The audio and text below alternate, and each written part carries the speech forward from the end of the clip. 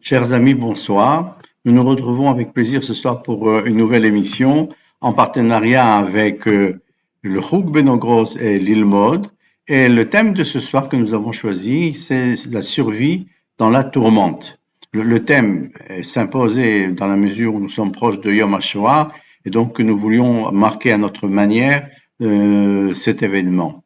Quelles étaient les dates qui pouvaient se présenter à nous? Eh bien, il y avait tout d'abord la date proposée par le rabbinat français après la Seconde Guerre mondiale.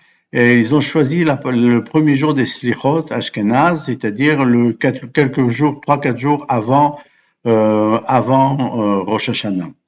Et ceci pour le rabbinat français. Le rabbinat israélien avait choisi une autre date, le 10 Tevet, pour la prononciation, pour la commémoration collective du Kaddish, par un Kaddish Aklali de ce moment-là et de la mémoire de tous les déportés. Le Parlement israélien, la Knesset, en votant une loi dès le début de son existence, a voulu marquer la cérémonie de Yom HaShoah une semaine avant Yom HaZikaron, qui est le souvenir des soldats d'Israël. Et par cette date-là, eh bien, nous marquions ainsi, nous voulions marquer non seulement la mémoire de tous les déportés, mais aussi de tous les actes héroïques qui ont été accomplis durant cette période-là. Entre autres, il faisait allusion, eh bien, à la révolte du ghetto de Varsovie, qui a eu lieu tout de suite après Pessah et qui était en 1943. Simplement, j'attire votre attention sur le fait que depuis que nous sommes revenus en Israël il y a à peu près 70 ans, 73 ans, il y a eu un développement d'activités et de commémorations qui sont spécifiques au peuple d'Israël, justement pendant cette période du mois de Iyar. Si vous faites attention, il y a le mois de Nissan, Iyar, Sivan, 3 mois qui marquent le début de l'année juive. Nissan qui correspond à Pessah et Sivan qui correspond au don de la Torah. Et donc, deux grands moments forts du judaïsme, de la Torah. Maintenant, au milieu, le mois de Iyar paraît un petit peu le parent pauvre, si je puis m'exprimer ainsi. Pourquoi? Parce qu'on a devant nous des mitzvot importantes avec Pessah, Shavuot, et puis tout d'un coup, au milieu du mois de Iyar, la seule mitzvah qui existe, c'est la Sfirat HaOmer, c'est-à-dire de compter tous les soirs et d'avancer progressivement au Matan Torah. Et c'est pendant ce mois-ci, en fait, où nos Chachamim nous disent la chose suivante: il nous faut travailler nos midot, nos qualités humaines, faire en sorte que nous méritions le don de la Torah. Et donc, chaque jour, chaque qualité qui nous est demandé de travailler nous permet de nous rapprocher de ce but-là. C'est une première idée. La seconde idée, eh bien, c'est que tout d'un coup, depuis, je prends Yom HaShoah qui a été fixé par la Knesset, puis Yom HaZikaron qui est le souvenir des soldats qui sont tombés, puis Yom HaTzmaout, la date de la libération, puis enfin la date de Yom Shichrur Yerushalayim, la libération de Jérusalem en 1967, le mois de Iyar prend une dimension non plus individuelle, mais une dimension collective. Et donc, c'est ça qui change totalement la donne, qui fait que ce mois-ci qui paraissait un parent pauvre devient un mois avec des expressions et des sentiments qui sont nationaux, qui sont en train de se développer à ce moment-là précis de l'année. Et donc, ceci déjà pour expliquer notre situation. On comprend ainsi que je prendrai simplement à titre d'allusion, pas plus que ça, mais c'est une allusion qui est quand même intéressante. Le mot Iyar, qui est composé des lettres Aleph, Yud, Yud, Resh, en fait, sont les acrostiches de Aleph, Yud, Eretz, Israël, et Yud, Resh, les deux dernières lettres, qui sont les acrostiches de Yerushalayim. Et donc, dans le mot même Iyar, on a la racine de ces deux grands moments, de ces deux grands événements qui sont, d'une part, la fête de libération, d'autre part, et la libération de Jérusalem.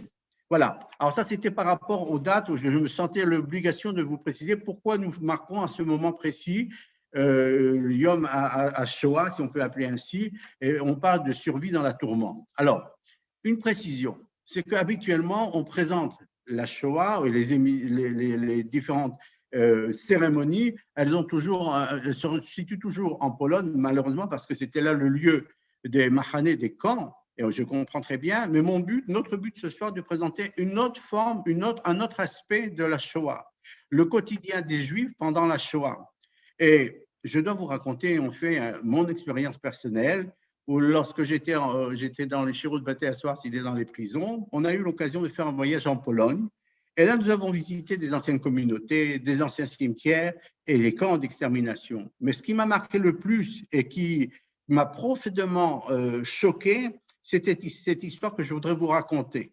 C'est une histoire de Tykocin. Tykocin est une petite ville dans le nord-est de la Pologne et qui accueille à peu près, à l'époque, il y avait plus de 400 ans d'activité. On peut imaginer une vie juive florissante. Avant la Shoah, les Juifs représentaient 40% de la population et ils vivaient en bonne harmonie avec les autres membres de la ville. Dès le début de la guerre, cette région fut sous influence, c'est-à-dire sous occupation de la Russie jusqu'en 1941. Et là, les Juifs n'ont subi aucune vexation ou attaque particulière. Par contre, les Allemands interviennent le 16 août 1941, c'est des raisons historiques, et les Allemands récupèrent les zones qui étaient sous le protectorat, sous protection des Russes. Et donc, vous allez voir qu'en une semaine, la donne change totalement pour la communauté juive de Tykocin. Le 16 août 1941, les Allemands envahissent Tykocin. Dans la forêt Loporava, qui est la forêt voisine, à 3-4 km de là, les nazis creusent 3 fosses. On ordonne aux Juifs de se présenter sur la place du marché, soi-disant pour une répartition du travail, afin de vous répartir dans différents camps. Il faut savoir qu'est-ce que vous allez faire, ainsi de suite. En fait, la volonté de la Gestapo est très simple. Ils arrêtent tous les hommes. Dès les premières heures de la journée, les hommes furent amenés dans la forêt et 1400 personnes sont tuées sur place et enterrées vives sur place. Voilà, c'est la première chose, ce premier jour. Ce n'est pas terminé. Dans la suite de la journée, femmes et enfants furent conduits devant la deuxième fosse. Et cette fois, 700 personnes furent assassinées. Et vous pensez qu'ils se sont arrêtés là? Non, il y avait une troisième fosse pour les gens qui, par hasard, n'avaient pas été arrêtés pour la première fosse ni la seconde fois. Et donc, c'est à ce moment-là où, au bout d'un jour, le 25 août, entre le 25 août et le 26 août, où la communauté de Tykocin fut réduite à néant. Pour moi, lorsque j'ai entendu cette histoire, bien sûr que j'ai entendu l'histoire et les événements et ce qui s'est passé dans les machanés, dans les camps, mais le fait de voir qu'une communauté juive qui a vécu 400 ans dans un endroit disparaît de la carte en un jour par l'action des nazis, c'était pour moi un événement tout à fait incroyable, incroyable. Et donc, qu'est-ce que nous avons fait? Nous y avons une délégation, nous avons donc continué, nous sommes allés dans cette forêt, nous recueillir, nous sommes allés dans cette synagogue, et là, j'ai bien évidemment fait une prière à la mémoire de toutes les victimes, et j'ai sonné du chauffard. Une chose étonnante se produisit alors. Dès la première tekiya, la première sonnerie, on entend un écho. Chacune des sonneries reçut une réponse. Nous avons ressenti que les murs résonnaient et nous répondaient. Et la voix des fidèles de la communauté de Tykocin à travers les âges s'unissait à nos prières. Nous avons entendu alors les cris, les pleurs, les joies et les espoirs de tous les fidèles qui avaient disparu. Par la sonnerie de ce chauffard et cet écho de ce chauffard, j'avais le sentiment d'entendre ainsi les prières de tous les qui étaient encore dans les murs de cette synagogue. Et plus fort que la mort, notre peuple a retrouvé la vie comme le prophète Ézéchiel l'a écrit dans la vision des Hatzamot Yeveshot, c'est-à-dire la vision des ossements desséchés. Il écrit la chose suivante, le prophète, « Voici que je rouvrirai vos tombeaux. Je vous ferai remonter de vos tombeaux, ô mon peuple, et je vous ramènerai au pays d'Israël. Je mettrai mon esprit en vous, vous serez vivifiés, je vous ferai reposer sur votre sol et vous reconnaîtrez que je suis l'Éternel. » À ce moment précis, l'ensemble de la délégation a ressenti avec intensité les paroles du prophète Isaïe qui disait « La pérennité d'Israël ne sera jamais démentie. » Les nazis ont planifié la destruction du peuple juif, ils ont réduit en cendres 6 millions de nos frères, mais leurs âmes resteront vivantes à tout jamais dans le faisceau des âmes. Le propos de cette soirée est de rendre hommage tout d'abord à toutes les victimes de la barbarie nazie, mais aussi à tous ceux qui ont vécu cette période au quotidien pour essayer de survivre. En deux mots, nos parents, nos grands-parents. Dans la hantise d'une dénonciation de la part des voisins, vivre dans cette angoisse permanente de se dire on peut être dénoncé par la personne qui habite à l'étage au-dessous, tout en gardant leur dignité et restant fidèles à un héritage de plus de 3000 ans. Certains ont pris une part active dans la lutte, ils étaient dans l'armée ou dans la résistance, d'autres sur le plan spirituel, et ils ont tenu à maintenir les mitzvot contre vents et marées. Cette soirée, Survie dans la tourmente, vous présente des témoins ou des enfants de témoins. La première personne que nous entendrons, la première témoin, c'est Evelyne Marx, qui nous présentera le quotidien d'une famille sous l'occupation allemande en France, d'Insemain, un petit village en Lorraine, à Montauban, dans le Lot-et-Garonne. Ça sera notre premier témoignage. Le second témoignage, ce sera le professeur Jean-Marc Chouraki, professeur aux universités d'Aix-Marseille, qui évoquera l'histoire de son père. Il n'est pas lui-même témoin, mais le fils du témoin. Et donc, son père, Sidney Chouraki, interné dans les camps en Algérie, puis a rejoint la 2e DB commandée par le général Leclerc et a participé au débarquement de Normandie.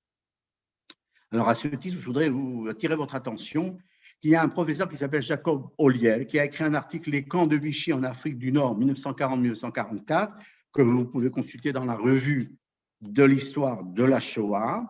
Et là-bas, il précise que les mesures prises par Vichy vis-à-vis des Juifs d'Algérie ne se limitaient pas à ce que nous savons, à savoir renvoi des fonctionnaires, numerus clausus pour les étudiants, le port de l'étoile jaune, perte de la nationalité française avec mention juif indigène, mais aussi des internements administratifs. Et alors voilà que dans cette réchima, dans cette liste qu'il établit, je trouve le 27 juin 1941, 16 commerçants juifs d'Alger, d'Oran et de Constantine, accusés, à tort bien évidemment, de spéculations illicites et qui furent arrêtés sur ordre du préfet et emprisonnés pendant plus d'1 an dans le Sahara.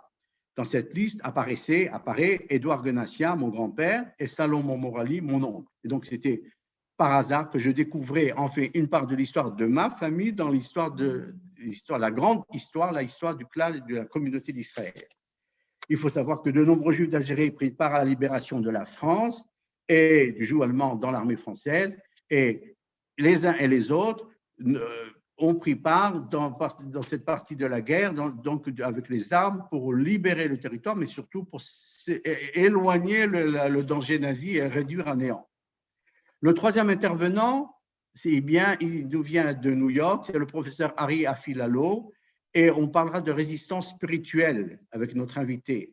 Il mettra en exergue une dimension particulière peu connue, les responsables, c'est-à-dire les Shelot Tshuvot, du Rav Ephraim Oshri Zal, qui dans le ghetto de Kovno, a répondu aux questions d'éthique, aux Shelot Tshuvot, que les gens pouvaient leur poser. C'est ça qui est phénoménal. On vit les choses les plus incroyables et cela dit, on reste humain. Dans l'inhumain, on reste humain et on continue à se poser des questions au niveau de la halakha. Comment dois-je me comporter? Est-ce que j'ai le droit de faire de telle sorte et de telle sorte? Eh bien, nous rapportera ces Shelot Tshuvot qui ont été posées à ce moment-là. Notre quatrième intervenant, ce sera le Rav Ebi Vengort, qui nous parlera de l'action de son père, le Rav Shaul Vengort, pendant la guerre, mais cette fois en Suisse. Car vous l'avez compris, nous avons choisi comme thème la France, l'Algérie et la Suisse, des pays francophones qui ont connu un quotidien au moment de la Shoah différent et qui est intéressant d'analyser avec les uns et les autres. Alors, sachez qu'en Suisse, à l'époque, je ne m'étale pas trop parce que nos conférenciers le feront, on parlait de la barque est pleine, c'est-à-dire que c'était une expression que les autorités fédérales aimaient à utiliser pour expliquer que la Suisse ne peut plus accueillir de réfugiés. Et je lisais un article qui disait qu'il y avait plus de 10 000 personnes qui n'avaient pas été reçues, mais je suis sûr que nos conférenciers nous diront que c'est énormément, il y a beaucoup plus de gens qui ont été retenus aux frontières de la Suisse et qui n'ont pas pu rentrer en Suisse. En tout cas, il me fait plaisir de rappeler la mémoire de M. Gustave Dreyfus Zal, qui était président de la communauté juive de Lausanne et qui a accueilli de nombreux juifs pendant la Shoah. Mais enfin, une goutte d'eau dans l'océan, mais c'est le travail d'un homme qui a agi à un moment donné, et ce sera le propos du Rav Avraham Vengort de nous parler de l'action de son père, Rav Shaul Vengort Zatzal. Enfin, le dernier intervenant, et non des moindres, puisqu'il est guide spécialiste de la notion de toute la Shoah vis-à-vis de Yad Vashem, qui est spécialiste aussi dans toute l'Europe pour toutes ces questions de Shoah, eh bien, c'est Shlomo Balsam qui nous apportera en tant que président de l'association Alumni. C'est une association des enfants cachés pendant la guerre. Je ne connaissais pas. Et donc, j'ai découvert, en fait, c'est tout un travail. Il nous parlera la course contre la montre nazie. Alors, c'était au moment où je me dois de vous remercier des intervenants. André Storin, qui est présent ici, qui est ancien Khazan de Nancy, qui a été le Khazan de ma jeunesse, qui a été lui-même recueilli pendant la guerre, après-guerre, donc a eu toujours le souci de transmettre aux jeunes et aux moins jeunes cet amour et du chant et d'amour en même temps de la Torah, qui nous chantera El Malé Rahamim. Merci à Shmuel Lasri, mon gendre, pour la technique, à Johan de Lilmod, qui participera dans quelques minutes, à Patrick Lévy pour la préparation de ce Zoom. Mais cette soirée est pour nous l'occasion de rendre hommage aux générations précédentes qui ont vécu la Shoah et qui n'ont cessé de transmettre leur attachement au judaïsme et à Israël. Je termine en précisant que si vous voulez, vous pourrez transmettre à vos amis que sur YouTube, L'Île Mode France ou Survie dans la tourmente, vous pourrez revoir toute l'émission de ce soir qui est retransmise tout à fait en direct. Je vais repasser tout de suite la parole à Shmuel pour que nous puissions voir un extrait, vous allez le comprendre, en fait, de cette période où j'étais avec cette délégation, j'étais dans cette forêt et puis après dans cet endroit. À toi, Shmuel.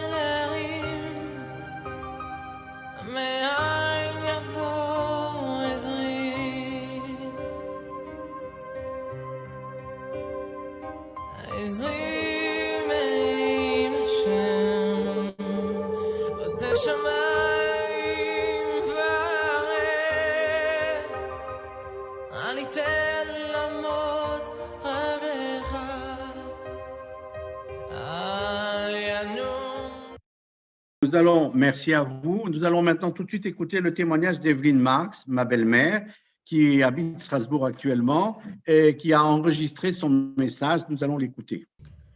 Bonsoir à tous. Ce soir, je vais vous raconter comment ma famille a été chassée par les Allemands en août 1940. Nous vivions à Hinsmain, un petit village, où mes parents possédaient une belle maison et un commerce où l'on trouvait à peu près de tout.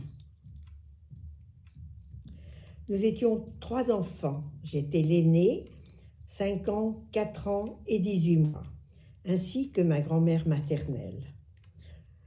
Nous sommes donc arrivés à Blamont, près de Nancy, pensant être à l'abri des envahisseurs, dans une petite maison.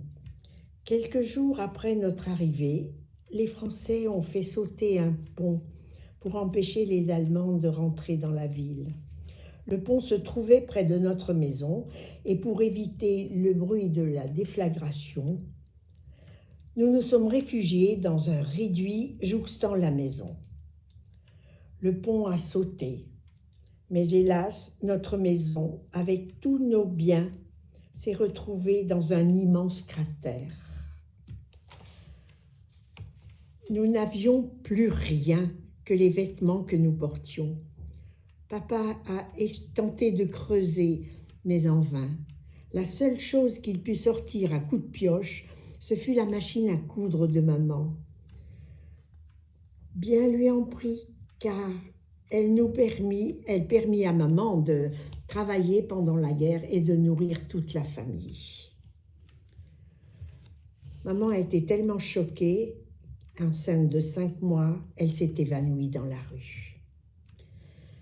La mairie nous a relogés pour quelques jours.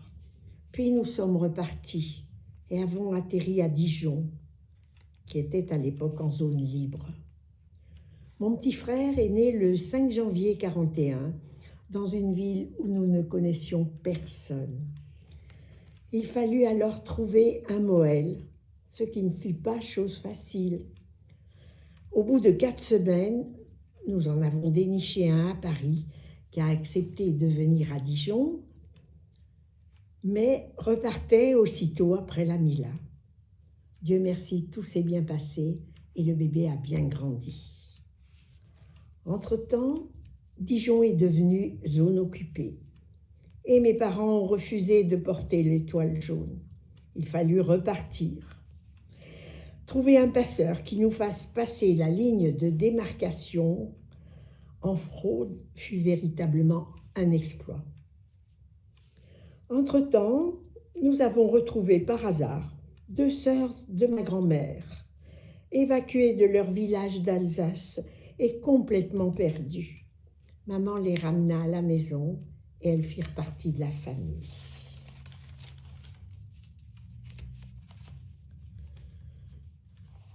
Le jour du départ fut épique, car une famille de 9 personnes ne passait pas inaperçue.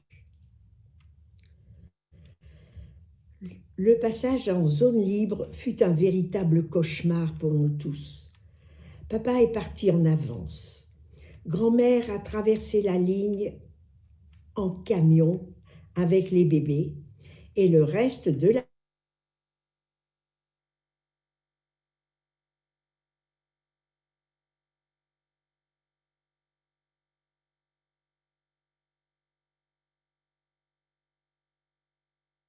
vie, ce fut l'arrivée à Montauban, après des jours et des jours d'un voyage épuisant. Il fallut trouver un appartement, du travail, mais surtout échapper aux Allemands. Un soir, papa n'est pas rentré. Nous étions très inquiets. Il avait été arrêté par la Gestapo et emmené à la commandanture. À sa grande surprise, il reconnut le planton, un copain d'enfance de Fénétrange. Aussitôt, celui-ci l'emmena à l'écart et lui montrant une porte, lui dit de filer aussi vite que possible. Ce fut un véritable miracle. Les rafles dans la ville devinrent de plus en plus fréquentes. Aussi, mes parents décidèrent de se cacher. Mais nous étions très nombreux. Les patrons de papa nous avaient donné une cabane dans un verger, sans eau, sans électricité naturellement, mais nous étions à l'abri. Mais avec 4 enfants, ce fut trop difficile. Aussi, ma sœur et moi avons été placés dans un couvent où les sœurs cachaient des enfants juifs, surtout des étrangers. Nous suivions tous les offices, mais le soir dans nos lits, nous récitions le Hamal à Goël. Les sœurs étaient d'une extrême gentillesse. D'ailleurs, en septembre 2012, j'ai été invitée au dévoilement d'une plaque du souvenir dédiée aux sœurs du couvent des Dames Blanches. Puis vint la libération, mais la guerre n'était pas finie. Chaque jour avait son lot de peine, d'angoisse, de peur. Mais mes parents n'ont jamais perdu espoir, en tout cas vis-à-vis des enfants. Et grand-mère et ses sœurs lisaient chaque jour leur livre. Le retour en Lorraine fut long et harassant. Notre maison était debout, mais n'avait plus ni porte ni fenêtre. Et nous n'avions pas d'argent, pas de vêtements. Mais qu'importe, nous étions vivants et avions pu rester tous ensemble. Dans la famille, le frère aîné de papa est mort à Buchenwald et la sœur de maman a disparu à Auschwitz avec son mari, ses beaux-parents et 2 petites filles de 5 et 2 ans. Un jour, j'ai demandé à maman pourquoi Dieu ne faisait plus de miracles comme à l'époque de Moïse. Elle me répondit que pour nous, Chaque jour a été un miracle de Dieu. Merci de m'avoir écouté. Beaucoup à ma belle-mère Evelyne Marx pour ce témoignage poignant et émouvant. Programme. Et j'invite Monsieur Chouraki. Monsieur Chouraki, est-ce que vous nous entendez? Vous êtes en direct donc, de Aix, de Marseille. Vous pouvez ouvrir votre micro. Vous nous entendez? Alors, je rappelle, Jean-Marc, que vous êtes né, vous, au Maroc. Vous êtes professeur à Aix-Marseille Université. Vous êtes également le directeur du Centre interuniversitaire d'études et de culture juive. Vous êtes spécialisé dans l'histoire des religions, mais ce soir, comme on l'a introduit, vous allez nous parler d'une histoire de famille, puisque vous allez nous raconter le parcours de votre père depuis l'Algérie. C'est à vous et merci d'avoir accepté notre invitation. Eh bien, écoutez, c'est moi qui vous remercie et je tiens à saluer l'initiative du Rav Mourali et à remercier Patrick Lévy, que je connais depuis qu'il est adolescent à Aix-en-Provence et qui m'a fait l'amitié donc de me contacter pour cette superbe initiative. Alors, il est évident que la situation des Juifs d'Afrique du Nord et d'Algérie n'a rien à voir avec ce qu'ont vécu les Juifs d'Europe et le témoignage donc, que l'on vient d'entendre est bouleversant et bien sûr n'a pas d'équivalent, heureusement, pour ce qui concerne les Juifs d'Afrique du Nord, même si c'est vrai que les Juifs d'Afrique du Nord et d'Algérie n'ont pas eu toujours la vie facile, et notamment les Juifs de Tunisie à partir du moment où la Tunisie a été envahie par les nazis. Alors, pour parler de mon père, il faut quand même vous situer une chose, c'est que l'Algérie était un pays foncièrement antisémite. Foncièrement antisémite, je parle des Européens qui étaient foncièrement antisémites. Et donc, mon père a été élevé dans ce cadre-là. Et je sais aussi qu'il avait voulu une fois être élève officier et que on a inventé qu'il avait une maladie, pour ne rien vous cacher, ils ont considéré au moment où il est passé pour se faire examiner, ils ont repéré qu'il avait un bouton à la fesse. Et à un moment donné, un commandant a dit « Ah, mais ça, c'est dangereux. Ça peut être très dangereux. » Et mon père a été opéré alors que c'était rien. Il a été opéré et il a entendu l'assistante du chirurgien dire « Mais enfin, c'est pas possible qu'on opère ce garçon alors qu'il n'a rien. » Et le chirurgien dit « Oui, mais que voulez-vous ? Ce sont les ordres. » Donc, ça vous montre un peu le climat. Nous sommes avant-guerre et ça montre bien le climat. Et donc, bien sûr, mon père n'a pas pu faire l'école d'élèves officiers de réserve. Bon, pendant la drôle de guerre, mon père donc, est installé à Casablanca, il est mobilisé au Maroc. Il essaye de rejoindre en vain le général de Gaulle avec son ami qui était aussi un grand d'Afrique du Nord, son ami Max Gage, avocat comme lui, qui va devenir un héros de la France libre, Max Gage, en tant qu'aviateur, un héros de la France libre. Et d'ailleurs, le président Macron l'a cité parmi tous les noms de tous ceux qui ont contribué au prestige de la France il y a quelque temps, il y a 130 ou 50 ou 150 noms. Donc Max Gage, c'était un ami intime et il sera abattu donc en avion par les Allemands juste à la fin de la guerre. Mon père va constituer alors un petit groupe, au Maroc toujours, un petit groupe de résistants juifs et qui entre en contact avec Londres par le biais de Maurice Schumann, et il va être victime du statut des Juifs et radié de l'ordre des avocats, et aucun de ses confrères non juifs n'est allé le jour de sa dernière plaidoirie avec son collègue qui s'appelait aussi Nahon. Aucun de ses collègues non juifs n'est venu le saluer après la dernière plaidoirie. Et donc ensuite, c'est le débarquement allié. Débarquement allié qui survient en Afrique du Nord le 8 novembre 1942. Et d'ailleurs, par hasard, tout à fait par hasard, il va y assister.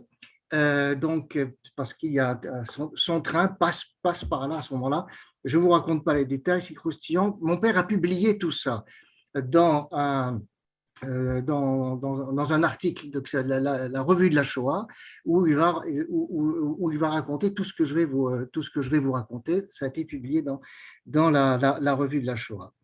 Donc, et alors même que les Américains ont libéré l'Afrique du Nord, eh bien, le général Giraud, qui ne cache pas son antisémitisme, refuse que les Juifs combattent afin de donc leur interdire de prétendre à la citoyenneté et surtout au titre ensuite d'anciens combattants.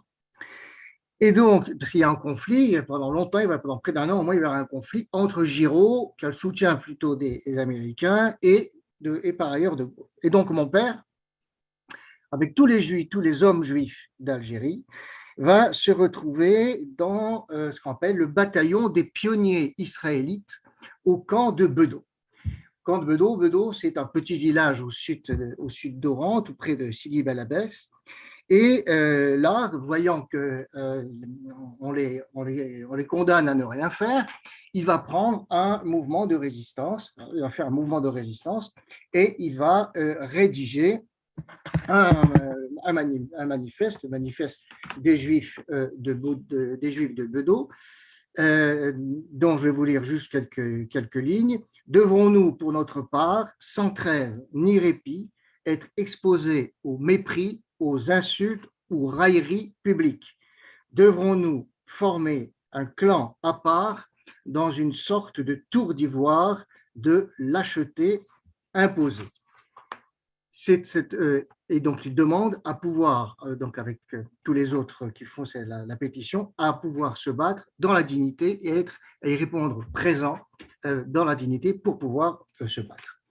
Alors, il y a cette pétition, il y a ce manifeste et ils arrivent à les faire sortir, à faire sortir ces documents à l'extérieur.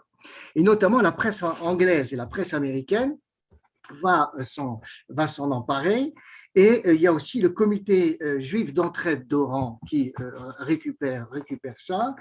Et tout ça va arriver entre les mains de Giraud. Et ensuite, le commandant de la division d'Oran va convoquer l'aumônier israélite du camp de Bedo, le rabbin Zawi, et il va lui tenir ce langage qui avait dans un premier temps été arrêté parce qu'il tenait des propos considérés comme gaullistes et résistants, et il sera vite libéré. Et donc, il tient ce langage à Zawi. Écoutez, nous avons, monsieur le rabbin, nous sommes très bien sûr, l'autorité militaire est très sensible au désir de vos coreligionnaires de partir combattre, mais nous avons besoin de vrais combattants. Et alors, le rabbin était un peu surpris, parce que vous comprenez, monsieur le rabbin, vous, les Juifs, vous êtes de très bons commerçants, vous êtes très bons dans la finance, mais vous n'êtes pas des combattants. D'ailleurs, je n'ai jamais, moi, pendant la guerre de 1914, je n'ai jamais été aux côtés de combattants juifs. Et le rabbin ne dit rien et il a failli se faire lyncher partout par mon père et tous les autres juifs qui étaient à ce moment-là au camp de Bedo parce que justement, il n'a pas réagi. Finalement, mon père n'attend pas la dissolution du camp de Bedo et donc il part. On dit aux Juifs, aux deux Juifs, on les oriente soi-disant pour aller se battre et on les perd. En fait, on les perd un peu en Algérie. Et finalement, mon père rencontre des pionniers israélites qui étaient partis sur le front de Tunisie, parce que la Tunisie, sur le front de Tunisie, il y avait de combattants, des combattants, les Américains et les Anglais avaient refoulé les Rommel et l'Africa Korps, donc il fallait se battre. Mais l'armée française envoie ses pionniers israélites sans armes, et pour simplement creuser des tranchées, mais sans armes. On rapporte à mon père qu'à un moment, là, il y a une offensive allemande et l'armée française officielle d'étale et le commandant des pionniers israélites leur ordonne de ne pas quitter leur position, c'est-à-dire les tranchées, alors qu'ils n'ont pas d'armes, et qu'il va prendre les ordres et qu'il va revenir. Ils ne l'ont jamais revu. Et donc, ils ont laissé ces Juifs là, sans armes, face à la contre-offensive allemande.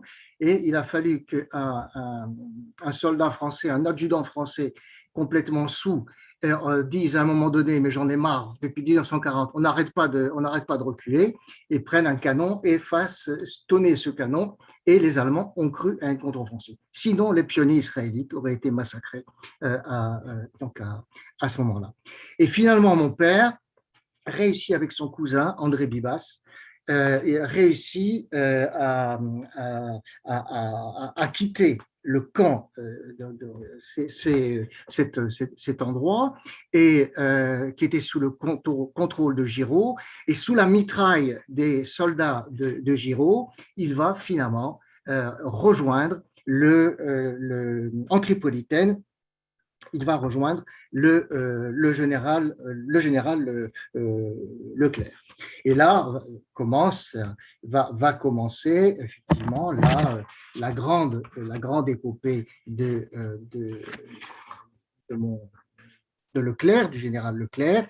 Bon, d'abord, un dernier élément par rapport à l'Afrique du Nord et par rapport à l'Algérie, c'est que le général, qui est assez croustillant, c'est qu'en 1943, donc mon père est toujours en Algérie à ce moment-là, et donc il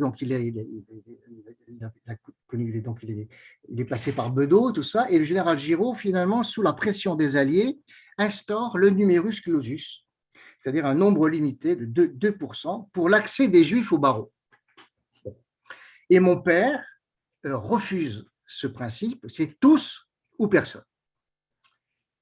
Et puis ensuite, le 1er octobre 1943, De Gaulle maintenant règne sans partage, et il abroge le statut des Juifs, et donc il rétablit les droits des citoyens juifs.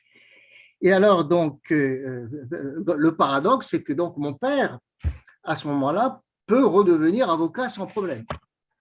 Sauf que le bâtonnier lui dit « Ah, Maître Chouraki, non, vous ne pouvez pas. » Mais il faut me dire, maître, pourquoi je ne peux pas, monsieur le bâtonnier? Il dit, parce que vous avez démissionné. Je dis, comment j'ai démissionné? Ah, ben, quand vous avez eu la possibilité d'être avocat, au moment du numerus clausus, vous avez refusé. Et alors, moi, il est utile de vous dire que mon père a dit, écoutez, maître, il s'adresse au bâtonnier, il dit, écoutez, pouvez-vous me dire, monsieur le bâtonnier, où vous étiez, vous, pendant que j'essayais de me battre? Je vous donne une demi-heure pour me rétablir dans mes droits d'avocat, sinon vous aurez affaire à moi. Une demi-heure après, évidemment, mon père était réintégré, mais c'est vous dire les troubles qu'il y avait. Enfin voilà, je conclus. Enfin, je vais donc vers la fin de mon père, de l'épisode de mon père. Donc, fin juillet 1944, c'est le débarquement de son unité à Utah Beach. Alors, ce n'est pas le débarquement, c'est après, les Américains ont déjà débarqué, c'est la bataille de Normandie et c'est enfin la libération de Paris le 25 août 1944, où il participe et où notamment il participe à la protection du général de Gaulle pendant le fameux défilé à Paris. Et alors, je ne sais pas si on pourra en passer quelques images. J'avais envoyé un petit film qui était passé à la télévision française où on voit mon père à l'époque sur son blindé portant un enfant dans les bras. C'est par un pur hasard que ce film d'un amateur a été pris pendant la libération de Paris. Bon, je ne sais pas si vous pouvez ça fait, je crois, ça fait quelques secondes ou pas. Je ne sais pas. Oui, non. Bon, écoutez, je continue, on verra après. Bon, finalement, c'est la libération.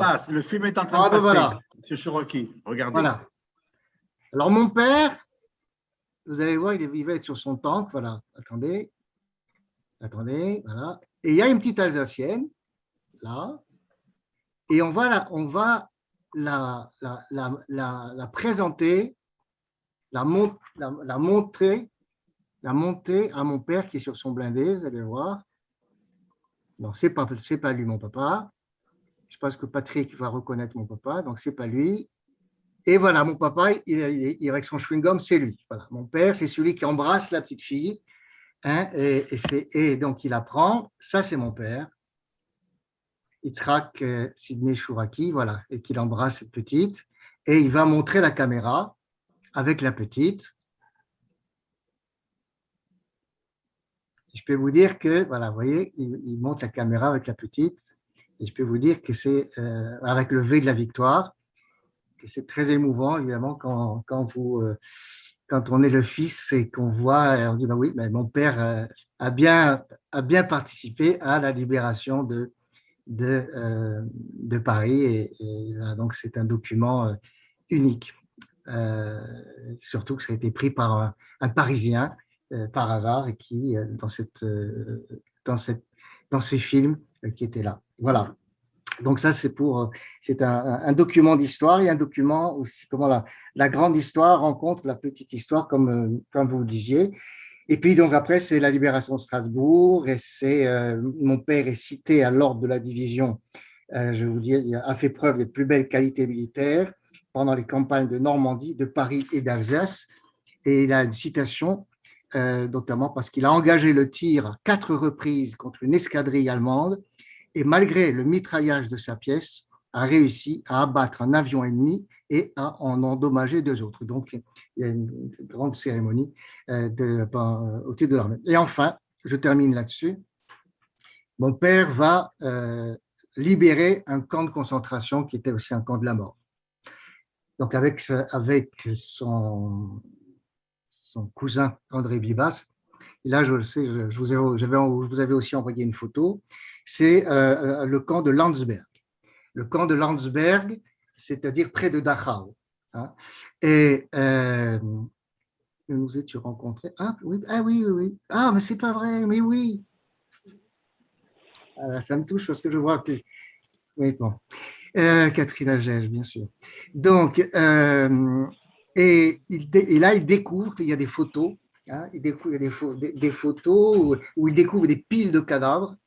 Et aussi des survivants squelettiques. C'est la photo que je vous ai envoyée et qui se trouve publiée dans la revue des cahiers la revue de la Shoah. Et enfin, c'est le 8 mai 45. C'est le 8 mai 45. Mon père a tenu un journal de guerre au jour le jour, sur tous les fronts possibles, et tire tout ça de son journal de guerre. Et le 8 mai 45, c'est la capitulation. Et la deuxième DB arrive au nid d'aigle d'Hitler. C'est un commandant juif, dont j'ai oublié le nom, qui rentre le premier au nid d'aigle d'Hitler. Et le 8 mai, mon père entonne avec ses camarades juifs une Hatikva avec les champagnes de français qui étaient chez Hitler. Ils n'étaient pas cachés, mais on s'en foutait. Donc là, une Hatikva le 8 mai 45 dans le nid d'aigle d'Hitler, un pied de nez extraordinaire. Et après, ce que je peux vous dire, c'est que mon père, jusqu'à son dernier souffle, et jusqu'à quasiment 104 ans, jusqu'à presque 104 ans. Et oui, jusqu'à son dernier souffle, toujours bon pied, bon oeil, a combattu racisme et antisémitisme dans le cadre de la LICRA et dans le cadre de la fondation du camp d'Émile, qui est un camp d'internement et de déportation qui se trouve près d'Aix-en-Provence et dont maintenant mon frère a pris le relais et est devenu le président. Voilà ce que je voulais vous dire sur mon père. Monsieur Chouraqui, un grand merci pour votre témoignage qui a toute son importance. C'était là une autre facette de connaître que ce qu'ont fait les Juifs d'Algérie et de Tunisie. Et votre témoignage était aussi tout à fait enrichissant et important. Merci à vous. C'est moi qui vous remercie. Voilà, nous avons maintenant le plaisir d'écouter le professeur Henri Afilalo de New York. S'il nous voit maintenant, voilà, il nous voit, bonsoir. Comme je le disais la fois précédente, vous êtes président de la West Side séphardite à Manhattan, c'est une communauté francophone à Manhattan, et vous allez nous parler d'un sujet qui nous tient à cœur, c'est la Torah au cœur des ténèbres, les responsables du Rav Ephraim Oshri. J'ai commencé à dire tout à l'heure en fait quelle était l'action de ce Rav qui a vécu la Shoah, qui était dans le ghetto de Kovna, et qui a pu, après la libération, se retrouver aux États-Unis, publier ses Shelot Tshuvot, et vous avez eu l'occasion de travailler sur ces Shelot Tshuvot, et nous voulons vous écouter ce soir, nous livrer ce message. Merci beaucoup, Kvod Harav. Vous m'entendez, c'est bon? Voilà. Oui, très D'abord, bon. je voulais vous remercier d'être là, et puis en entendant M. Chouraqui et les autres témoignages, ce qui m'est d'abord venu à l'esprit, c'est un chiour il y a 6 ou 7 ans du Rav Lo d'Israël, qui était le plus jeune rescapé d'Auschwitz. Et il est venu parler à New York, et donc je l'écoutais à Souda Shlichit.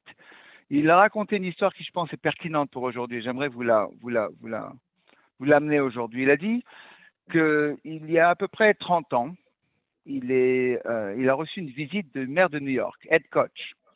Et Ed Koch lui a dit, bon, moi j'étais dans la Shoah. Et puis le Rav là lui a dit, mais tu es trop jeune pour avoir été dans la Shoah. Où étais-tu? Et Ed Koch lui a dit, je vais vous raconter une histoire. J'étais à Berlin et il y avait une conférence des maires de grandes villes mondiales. Et ils nous ont amené visiter le bureau où Hitler, Imar Shemo, travaillait. Et par terre, il y avait une carte du monde. Et sur chaque pays, il y avait un numéro. Et donc Ed Koch lui a demandé, mais qu'est-ce que ces numéros signifient? Et alors, le guide leur a dit, c'était chaque pays et le nombre de juifs qui s'y trouvaient dans chaque ville. Et Hitler avait fait un vœu d'enlever et de tuer, d'exterminer tous les juifs dans chaque pays. Il a vu par exemple en Albanie, je ne sais plus quelle petite ville, il y en avait 4. À Gibraltar, ils ont été, il y en avait aussi très peu. Et donc Ed Koch a dit, tous les juifs que leur pays était envahi ou pas envahi par les nazis sont des juifs qui sont rescapés de la Shoah. Parce que comme Laval, il a voulu tous nous tuer. Et donc je pense qu'aujourd'hui, de parler des juifs de Tunisie qui étaient très proches des camps de la mort, ainsi que des juifs du Maroc et des juifs d'Algérie, c'est vraiment pertinent. On a vraiment, c'est grâce à Kadosh Baruch Hu que ceux qui ont survécu en Pologne et ceux qui sont survécu au Maroc sont encore ici avec Shérit Israël. Donc je voulais mentionner ça. Puis je voulais aussi vous parler que vendredi soir, donc moi je suis ici à Miami en vacances au Pessah, tout est très beau. Je vais dans la rue et puis je vois une dame qui parle français. Donc on parle, je la vois, je fais la connaissance de son beau-fils qui était à l'université avec mon beau-frère. Et puis je lui dis, bah tu sais, il me dit c'est une rescapée de la Shoah. Et alors, je lui explique que je vais parler du Rav Oshri. Et je lui dis, est-ce que tu connais le Rav Oshri? Il me dit, oh là là, est-ce que je connais le Rav Oshri? En 2004, je crois que c'est 2004 ou 2003, il était à l'hôpital Mont Sinai à New York.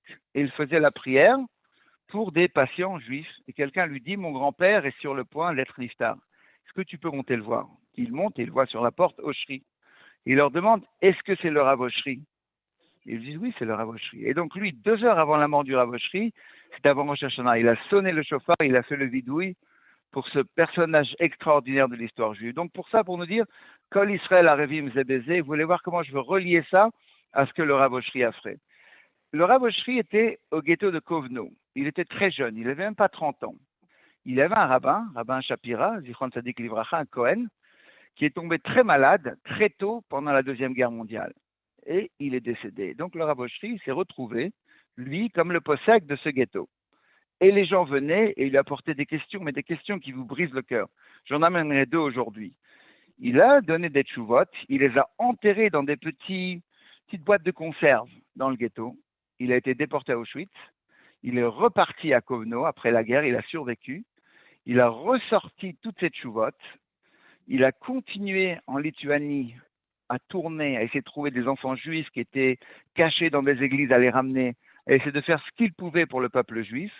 De là-bas, il est parti à Rome, il est venu à New York, il a vécu pendant 50 ans à Brooklyn, à Monsey, il était Rosh Yeshiva, il était directeur d'école, un personnage extraordinaire. Mais en 1959, il a décidé après quand même 15 ans, de prendre toutes ces tchouvotes et de les écrire. Et alors, la question qui se pose, mais pourquoi d'abord poser des questions? Vous allez voir les questions qu'il pose, des questions qu'on se dit dans cette période, dans ces ténèbres, est-ce qu'on a vraiment besoin de questions? Alors, d'abord, ça c'est la première question à laquelle je veux répondre. Et je vais citer le Rav Sachs, Jonathan Sachs, l'ancien grand rabbin d'Angleterre, Zichron Tzadik Livracha. Il nous dit, notre religion est une religion de questions. Avraham parle à Kadosh Baruch Hu. Il dit, Ashofet kol haaretz lo ya'aseh mishpat, à Sodome et Gomorrhe, est-ce que le maître du monde, le juge du monde entier, ne fera pas justice? Ensuite, Moshe, une fois que Kadosh Baruch Hu l'envoie parler à Pharaon, et que Pharaon, il alourdit le fardeau de notre peuple, Moshe lui dit, mais qu'est-ce que tu as fait à Kadosh Baruch Hu? Tu as amené des problèmes à notre peuple. Et ça continue comme ça. Mais ce que le Rav Sachs dit, c'est la même chose que le Rav Oshri. Il dit, cette question, c'est pas vraiment la question qui importe. Cette question, c'est notre connexion, notre dialogue avec Akadosh Baruch Hu. Chaque fois que le Rav Oshri, je vais vous montrer ce qu'il a écrit, commence une Sheela, il dit souvent Sheelato benafsho ou nafsho beshelato. Son âme est venue avec la question. Donc pour nous, de poser cette question à Akadosh Baruch Hu, c'est de faire témoignage ce qu'il y a à Kadosh Baruch Hu. Que ce qu'on fait aujourd'hui, c'est une étape intermédiaire dans un ordre global qui va durer très longtemps. Et c'est ce qui est important là-dessus. Alors, je vais vous donner 2 questions. Les 2 sont très dures. La première est plus dure que la deuxième. La première, c'est une jeune dame d'une très bonne famille qui a été kidnappée par les nazis avant la guerre, qui était mariée et qui a été forcée à devenir une esclave sexuelle. La guerre se finit. Elle retrouve par chance son mari, ses enfants sont morts, et le mari voit que sur son avant-bras, il y a un tatouage. Prostituée pour les soldats de Hitler. Il marche chez moi. Alors le mari dit, mais qu'est-ce qu'on fait? Et ils vont voir le Rav Oshri. Il lui pose 2 questions. La première question, pouvons-nous être ensemble? Pouvons-nous refonder une famille? La deuxième question, doit-on faire ce qu'il est possible pour enlever ce tatouage? Alors le Rav Oshri, comme il fait toujours, des pages et des pages et des pages de halakha. Quelle est la halakha si une femme est violée dans les champs ou dans la ville? Mais alors, ce qu'il fait après ça, la réponse, on sait déjà, bien sûr qu'elle est permise à son mari, on sait ça très bien. La réponse, par contre, ce qui compte, c'est pourquoi. Et alors, ce qu'il lui dit, je vais vous lire dans l'original le texte, il lui dit,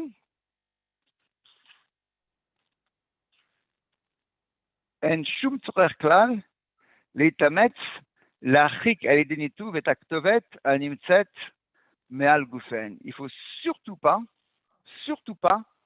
enlever ce tatouage. Pourquoi? Parce que ce tatouage, c'est un témoignage. C'est un témoignage de quoi? Que Akadosh Baruch Hu, la question qu'on lui pose va être sa réponse va être la justice est chez moi. La justice est dans le long terme. Et alors il lui dit dans des mots qui sont tellement poignants, il lui dit les gens qui t'ont violé, ce ne sont pas des êtres humains. Les gens qui t'ont violé, ce sont des bêtes sauvages, ce sont des loups, ce sont des bêtes de la forêt. Mais alors, si on attend un petit peu, on va voir que la personne qui est en train de te chasser, c'est elle qui va devenir l'animal qui va être chassé. attends un petit peu, la Géoula va venir. Et toi, ce que tu as fait, je vais vous citer ce qu'il a dit, Semel Shel Kavod ou Gvura, Leharot Shel Kedushat Shemo Yitbarach, Orgenu Kolayom, Vedoresh Damim Otam Zachar. C'est un signe d'honneur. C'est un signe d'honneur. Et c'est un appel à Kadosh Baruch Hu pour lui montrer que tout ce qu'on a souffert, ce n'est que temporaire. Comme le fameux Midrash que quand Rabbi Akiva a vu, je crois que c'était Rabbi Akiva, les renards en train d'aller dans le Kodesh Kodashim, ça veut dire que bon, si eux y sont arrivés, ça veut dire aussi que le Melech Mashiach vont y arriver. Si on a souffert une telle infamie, ça veut dire que bientôt, Bezrat Hashem, la Géoula va aussi arriver.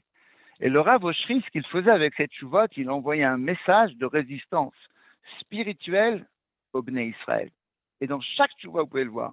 Il y en a une dont je ne vais pas parler, mais je vous dis juste la réponse. Est-ce qu'on est censé dire Baruch Shelo Asani Eved quand on est dans un camp d'esclaves?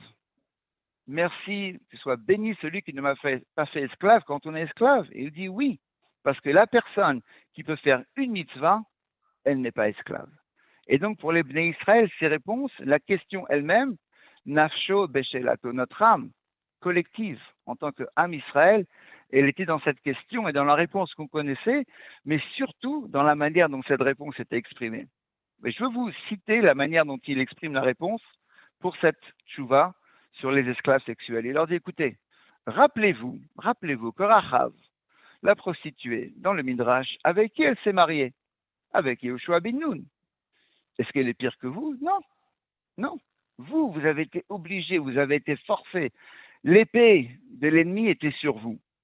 Et de Rachav sont venus 8 prophètes, d'après le Midrash, et une prophétesse. Et Dina, la fille de Yaakov, s'est mariée. Elle a continué. Vous êtes là, en tant que Bénot Israël, et ce que vous avez fait, vous êtes des soldats de Akadosh Baruch Hu. Aucune honte sur vous.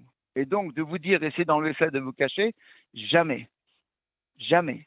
Et à vos maris, on leur dit, vos femmes sont des soldats. Vous devez les prendre et ramener et fonder un foyer en Israël avec l'honneur, la fierté et surtout avec le soutien qu'elles méritent avec tout ce qu'elles ont traversé. Ça, c'est le Rav Oshri. Dans la deuxième Sheila dont je voulais vous parler, Birkat HaGomel, donc les nazis, ils arrivent à Kovno et ils leur disent, donnez-nous 10 000 juifs. Et puis après, on vous laisse tranquille. 10 000 juifs par an. Ceux qui restent, bon, chérit Israël, vont voir le Rav Oshri, est-ce qu'on doit faire Birkat HaGomel? Et alors, ils passent par tous les détails de halakha technique. Il y a 4 catégories pour Birkat HaGomel. Le malade qui est rétabli, celui qui passe par le désert, le prisonnier qui est libéré, et la personne qui passe par la mer et qui arrive à destination. Et alors, il dit, bon, il y a pas mal de marloquettes. Est-ce qu'on fait le Birkat HaGomel, par exemple, si on est dans le désert et qu'on traverse un autre danger, un scorpion nous a presque mangé, ou alors est-ce qu'on attend d'arriver à l'oasis? Et de toute manière, ici, vous êtes tous en danger. Ne croyez pas aux nazis. Leur action, c'est une guerre psychologique. Ce qu'ils sont en train de faire avec nous, c'est une guerre psychologique. Ils essayent de vous rassurer, de vous dire, vous voyez, à Auschwitz, le travail libère. Nous vous amenons simplement là-bas pour vous éviter les malheurs qui pourraient vous arriver ici. 10 000 de vos frères sont partis, mais vous allez survivre. Et une fois que vous, boum, on rentre encore une fois dans vos ghettos, on en prend encore 10, ça va vous assommer, ça va vous saper le moral. Et puis après, vous allez être beaucoup plus faible et ça va nous faciliter la tâche. Parce que la tâche des nazis, d'amener des juifs au camp, de les contrôler, c'est quand même pas si simple. C'est pour ça qu'ils ont travaillé aussi dur là-dessus. Mais ils sont sans rachamim, sans compassion. Et le Rav Oshri dit à son Kahal, ne tombez pas dans leur piège. Il n'y a pas de Birkat HaGomel. Je vais vous dire ce qu'il a écrit là-dessus. Alors, il leur dit, Midepam, היו מוליכים שולל את יושבי הגטו בכל מיני שמועות של ישועה והצלה, כדי להכניס בלימם תקווה וביטחון, שנאמר למשחית די. De temps en temps, les nazis étaient en train de tromper les habitants du ghetto. Pourquoi? En leur disant, il y a des rumeurs de libération, de sauvetage, hein, et comme ça, vous vous sentez un petit peu plus à l'aise. Vous calmez. Mais, si vous faites ça, si vous pensez que Yachen Sar Mar Amavet Akrova, hein, ce qui va se passer, c'est que quand ils reviennent vers vous, là, la mort que vous pensez qui était plus loin, elle va être encore plus près. Parce que vous n'aurez pas les moyens de résister à eux. Et le Rav Oshri leur disait, premièrement, sachez que nous participons à une pièce de théâtre, si je peux m'exprimer comme ça, à long terme. Mais soyons très clairs, l'acte d'aujourd'hui, c'est l'acte de la mort. Ce n'est pas les nazis qui vont vous sauver, c'est Akadosh Baruch Hu qui va vous sauver. Et alors, s'il faut aller à la mort, on y va. Mais ne pensez pas qu'en faisant Birkat HaGoben, en disant « mon frère est parti, mais pas moi », vous allez être sauvé. Donc, ce monsieur que j'ai connu là, il y a 2 jours, il m'a raconté, parce que le Rav Oshri, en 1959, il a plein de Shelot Utshuvot et il en écrit quelques-unes, mais il y en a quelques-unes qu'il n'a pas écrites. Et donc, il a raconté à ce nouvel ami à moi, il a dit qu'un monsieur juif avait amené dans le ghetto un diamant qu'il avait en contrebande. Et il a été voir le Rav Oshri, il a dit, écoute, mon fils a été sélectionné pour une rafle. Il part au camp de la mort. Par contre, je peux donner ce diamant à un des nazis et le sauver. Qu'est-ce que je fais? Le Rav Oshri lui a dit non. Si tu lui donnes le diamant, il y aura un autre qui partira à sa place. Tu auras causé la mort d'un autre juif. Et avec la mort dans l'âme, vraiment, littéralement, le monsieur l'a dit d'accord. Il n'a pas donné le diamant. La personne a été déportée, a été tuée, le fils. On ne sait pas qui aurait été à sa place. Mais ça, c'était le Rav Oshri. C'était une personne qui, au fond des ténèbres, au fond de la situation, une des situations, on peut dire que c'est peut-être une des pires qu'on ait connues en tant que peuple juif, peut-être que les Romains c'était pire, je ne sais pas, mais enfin, horrible, était une personne qui nous amenait un semblant d'ordre, qui nous amenait un semblant d'espoir, qui nous disait, Akadosh Baruch Hu a un plan, votre temple a été détruit, les Romains sont venus, ils ont pris les bébés, ils ont pris leur tête, ils les ont fracassés sur les pierres, l'Inquisition est venue, ils vous ont poursuivis jusqu'au Mexique, jusqu'au Brésil. Aujourd'hui, c'est les nazis. Mais Akadosh Baruch Hu ne va pas oublier Chérit Israël. Et même si la question, c'est déjà sa réponse, nous posons la question parce que le fait de poser cette question nous garde nous-mêmes. Ça, c'est notre résistance spirituelle. Il y a 2 ans, 3 ans, Yom HaShoah, j'ai donné un cours ici à New York, pareil, j'ai parlé de tshuvot similaires, et un rabbin de New York a parlé après moi, et il a fait là une comparaison entre le mot She'ela, question, et le mot She'ol, l'enfer, ce qui est en dessous. Il a dit la personne qui ne pose pas de questions est la personne qui arrive en enfer. Donc, on sait très bien, je vous donne est-ce que le Hametz, Pessah, est-ce qu'on peut prendre des pommes de terre qu'on a volées de l'ennemi? Mais bien sûr. Est-ce qu'on doit garder ce tatouage? Oui, bien sûr, on sait très bien que nos sœurs n'ont pas été consentantes à ce qui s'est passé. Mais la manière dont le Rav Oshri a donné la réponse, le fait que lui soit là pour donner la réponse, le fait qu'il rattache cette réponse en finissant en disant « Vous êtes comme Yael ». Yael, celle qui est dans la tente, Amevurechet Banashim, celle qui est bénie dans la tente. Lui était là, cette réponse était en train de nous soutirer dans l'enfer où les nazis voulaient nous amener. Et regardez aujourd'hui, Baruch Hashem, qui est la personne qui est chassée? C'est eux. Qui, on lit le journal, personne de 96 ans, le dernier nazi trouvé, c'est eux. Et donc, justice est faite. Justice est faite. Et lui, au milieu des... Oui, vous avez raison, M. Chouraki. Pas trop. Quand j'ai lu ça, j'ai dit, je suis content que vous ayez tourné la tête parce que moi non plus, je tourne la tête. Mais au moins, au niveau de la Kadosh Baruch Hu, qui sont les personnes qui sont du bon côté de l'histoire? C'est nous. Parce que justice est faite, parce qu'en France, on n'a pas attendu 40 ans avant que quelqu'un dise non, mais nous n'étions pas tous des résistants. Je suis entièrement d'accord avec vous. Et je souligne toujours ce point. Merci pour le souligner. Mais au milieu des ténèbres, ou alors, je fais une petite parenthèse pour vous parler d'un livre qui est parlé des kashraniot, de femmes juives qui sortaient des ghettos pour vendre. Il y a un livre qui est sorti pour vendre des choses, pour amener. Ils ne savaient rien dans les ghettos. Et lui, le Rav Oshri, là-bas, qui ne savait pas vraiment ce qui se passait dehors, nous donne des tshuvot qui aujourd'hui sont évidentes. Et donc ça vous montre la bina qu'il a sorti de la Torah, un jeune de même pas 30 ans, qui a sorti de notre histoire, du fond de lui, le courage et la bina de donner à notre peuple un espoir, ou tout au moins un ancre, pour traverser cette horrible période, pour moi la plus horrible de notre histoire, et pour dire à Kadosh Baruch Hu, comme a dit Abraham, à Shofet Kol Haaretz Oyas Mishpat, qu'est-ce qui se passe ici? Voyons, aide-nous. Et donc, cette question, c'est notre lien à Kadosh Baruch Hu, c'est notre ancre à nous. Et revenons à ce que j'ai dit au départ, à tous les Bnei Israël, nous qui sommes arrivés à la rue des Rosiers à Paris, ou après nos frères Ashkenaz qui ont été déportés, nous sommes là pour prendre cette encre et pour la transporter dans cette Dora Haron pour dire nous sommes là. Voilà. Donc je veux vous remercier de me donner l'opportunité de faire ce petit chiour et Bezrat Hashem, Shetavo Gula Krova, Shetavo Melech HaMashiach, et que nous serons tous réunis à Jérusalem très bientôt. Merci, Kvod Rav Saadia. Amen.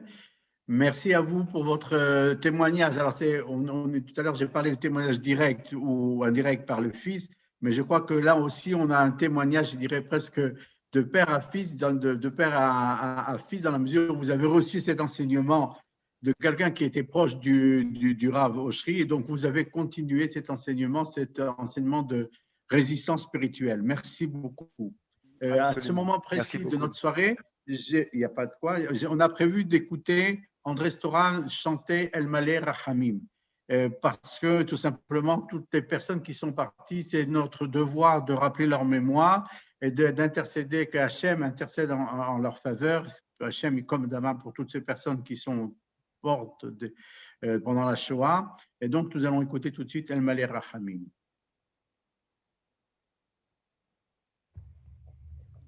El Malé Rachamim Shochen Babronim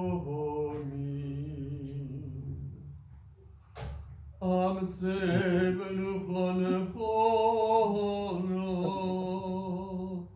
Al Kanfei Ashechino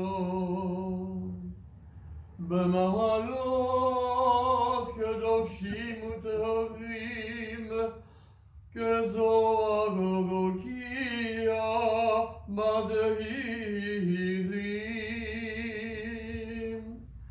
Et Kol HaNeshamot Shel 6,000,000 HaYehudim Khalei HaShoah Be'Europa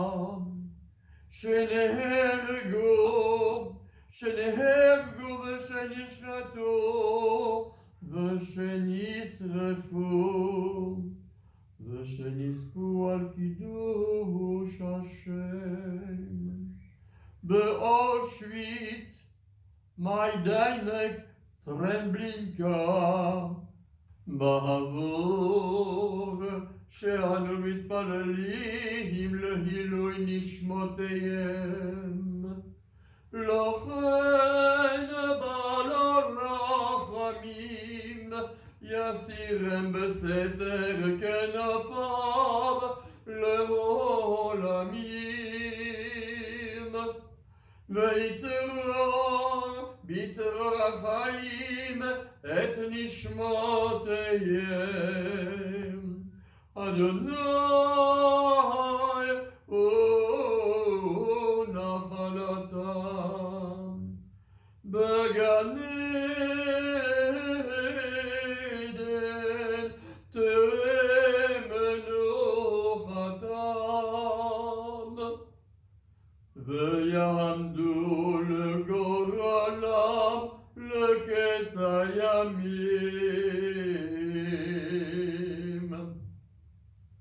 ונאמר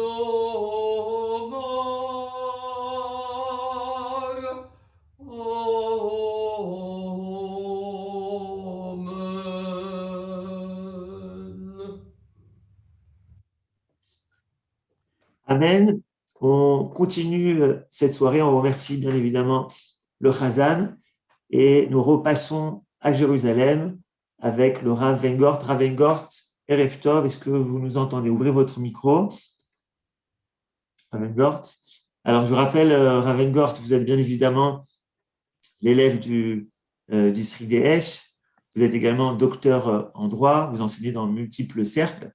Mais ce soir, vous êtes présent pour nous parler d'une histoire de famille, pour nous raconter l'histoire de votre père, Zichrono Livracha, qui a beaucoup aidé à cacher, à faire venir des Juifs en Suisse, le Chavod Rav Weingort. Merci à vous. Shalom Bracha, merci beaucoup, merci le Rav Morali, merci à tous les intervenants. Je préférais être le dernier, parce que si jamais le Tzibour s'endort, c'est pas trop grave, les autres intervenants ne seront pas lésés. Quoi qu'il en soit, je vais commencer par un épisode qui s'est passé dans les années 43. Trois jeunes adolescents ont réussi à traverser la frontière par des passeurs, grâce à des passeurs, et ils sont arrivés en territoire suisse, je crois que c'était à Morgin, et puis depuis Morgin, ils ont pris le premier train du matin à 6 heures du matin, et ils sont partis à Martigny, et de Martigny, ils ont pris le grand train qui va sur Lausanne, et ils se sont arrêtés à Montreux, car la seule adresse qu'ils connaissaient, c'était la yeshiva de Montreux, la yeshiva fondée par mon grand-père, de Rav Eliyahu Bochko. En arrivant à Montreux, ils ne connaissaient pas l'adresse de la yeshiva, ils ont pris un taxi, et le taxi les a amenés à la yeshiva, mais le chauffeur du taxi est tout de suite allé dénoncer ces trois jeunes, il a tout de suite compris que c'était des fugitifs, il est allé dénoncer à la police. Ils sont arrivés à la yeshiva, encore tout le matin, vers 7h30, 8h. C'était le moment de la bar mitzvah de mon cousin, mon grand cousin, le Rav Sternbuch, le Rav Abraham Sternbuch, qui vient de décéder.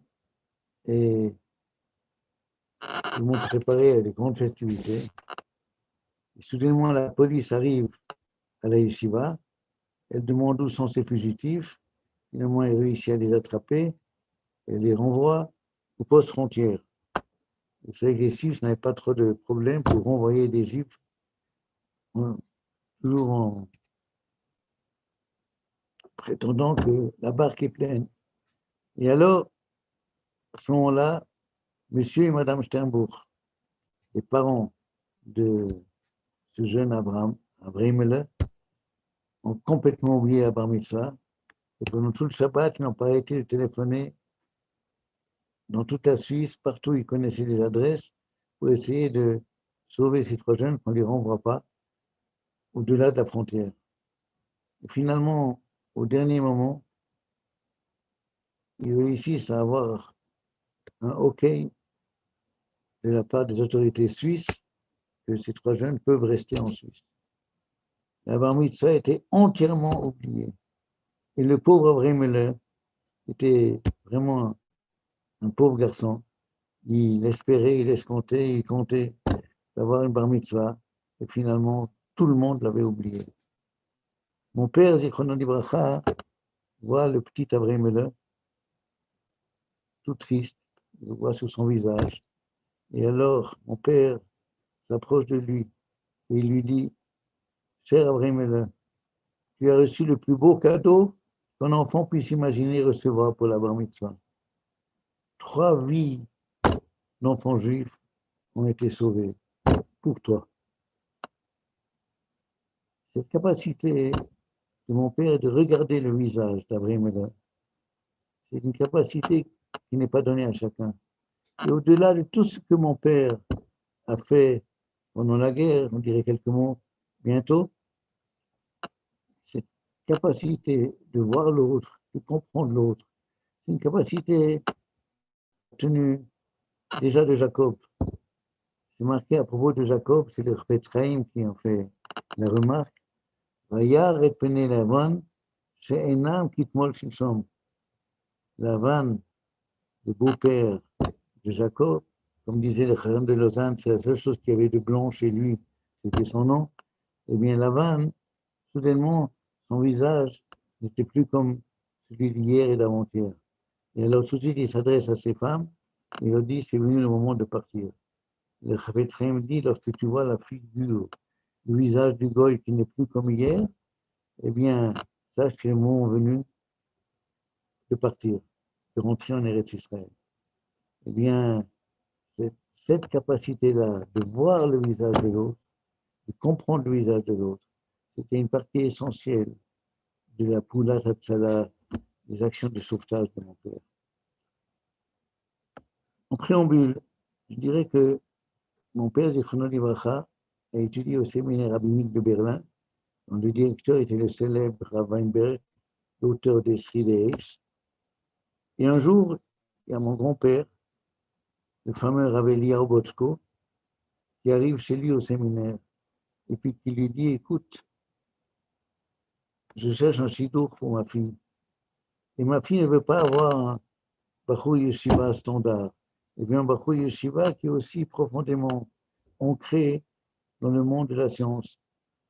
Est-ce que tu aurais quelqu'un qui peut convenir à ces deux exigences de ma fille? Et Rav Weinberg tout de suite a pointé sur mon père. Il lui a dit que s'il était dans une des plus grandes yeshivot de Lituanie, il serait un des Bachurim les plus réputés. Et en même temps, il a aussi cette capacité de connaître aussi tout le monde de la science. Et alors mon père est parti en Suisse, il a rencontré sa future fiancée et finalement les fiançailles sont venues. Mon père a dû rentrer à Berlin parce qu'il devait obtenir son titre de docteur. Et il a été finalement le dernier juif en Allemagne qui a reçu en 1939 le titre de docteur. Et un tas d'aventures, finalement, mon père est reparti, il devait partir en Angleterre. C'est le seul endroit où il a reçu un laissez-passer, c'est pour partir en Angleterre. Il avait reçu de la part de la Suisse un transit de 15 jours pour aller visiter sa fiancée.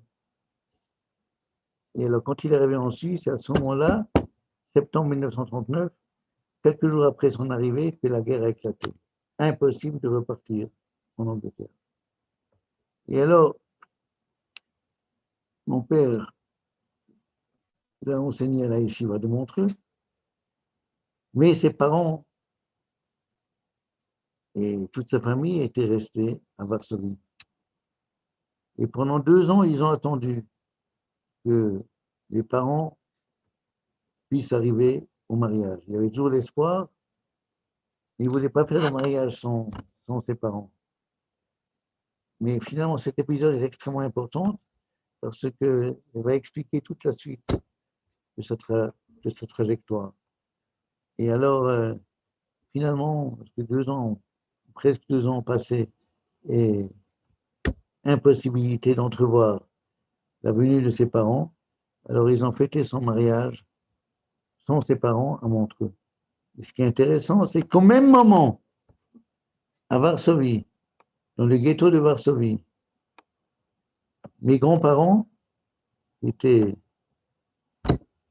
Abraham et Mattel Weingart, ont fêté, eux, la cérémonie du mariage à Varsovie. Et tous les grands de Varsovie, tous les grands rabbinim de Varsovie sont venus dans la maison de mes grands-parents pour fêter cet événement. Et à ce moment-là, Rav Weinberg, qui était présent parmi tous ces rabbinim, il a proposé de marquer le coup par un livre qui va être écrit par tous les rabbinim ici présents. Et c'est un livre qui traitera du biur Hametz, l'élimination du Hametz, et chaque Rav a été engagé à écrire une tchouva sur ce thème-là. Le livre est sorti, un seul exemplaire, et ce livre on l'a appelé Kululat Shaul, le mariage de Shaul, de mon père. Et c'est ce livre-là qui finalement a disparu. Si quelqu'un a la possibilité de le trouver, c'est peut-être une des plus grandes découvertes de notre vie. Quoi qu'il en soit, ce phénomène-là, de cette attente de ses parents qui viennent au mariage, c'est ce phénomène-là qui finalement a engagé mon père à s'occuper des Juifs qui se trouvaient de l'autre côté du rideau de fer, en Europe de l'Est. Parce qu'il a commencé à envoyer des paquets, un paquet, un autre paquet, etc., à ses parents pour leur permettre de survivre. il y avait la grande famine à Varsovie. Et puis, puisqu'il envoyait des paquets, alors il y avait d'autres personnes également qui ont demandé de recevoir des paquets. Et ainsi, c'est devenu la petite ville de Montreux, est devenue la grande entreprise. On envoyait des paquets sans fin. On les envoyait en Scandinavie, on les envoyait à Amsterdam, et puis de là-bas, ça devait arriver ensuite sur Varsovie. Ma maman racontait toujours qu'il y avait un juif, il s'appelait Donnenbaum, qui disait par rapport à beaucoup de sceptiques, qui disait à quoi ça sert d'envoyer ces paquets. De toute façon, ils ne vont jamais arriver. Ils passent par tellement de frontières. Les Allemands vont les arrêter. Ils vont prendre cette nourriture pour eux-mêmes. Il n'y a aucune chance qu'ils arrivent. Et Donnenbaum de dire, Asmachik nicht comme Zichranistan. Si on n'envoie pas, ça n'arrive certainement pas.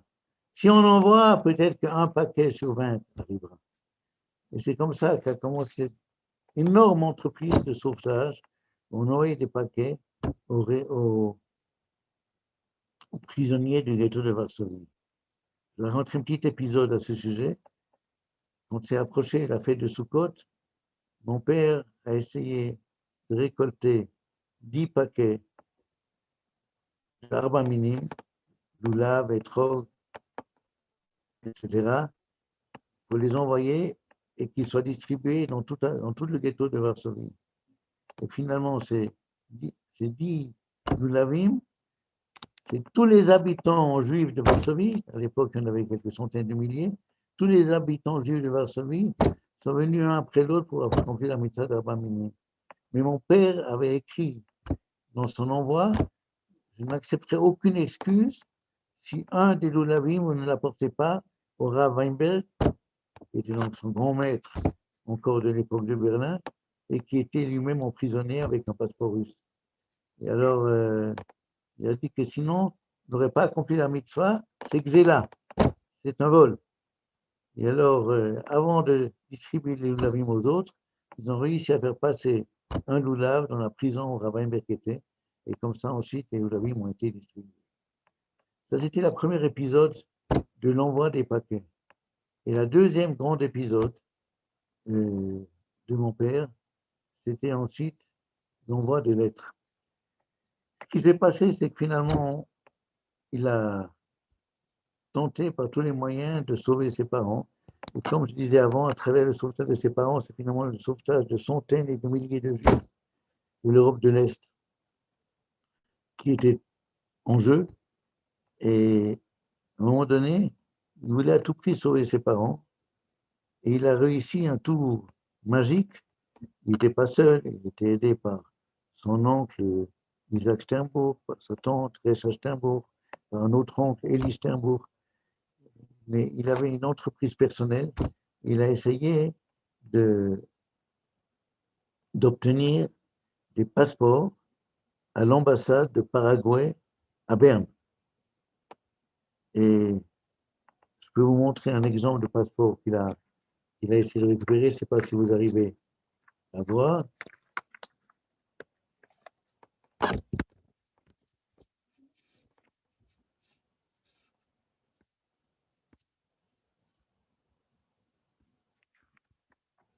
Voilà. Je crois que vous n'arrivez pas à voir.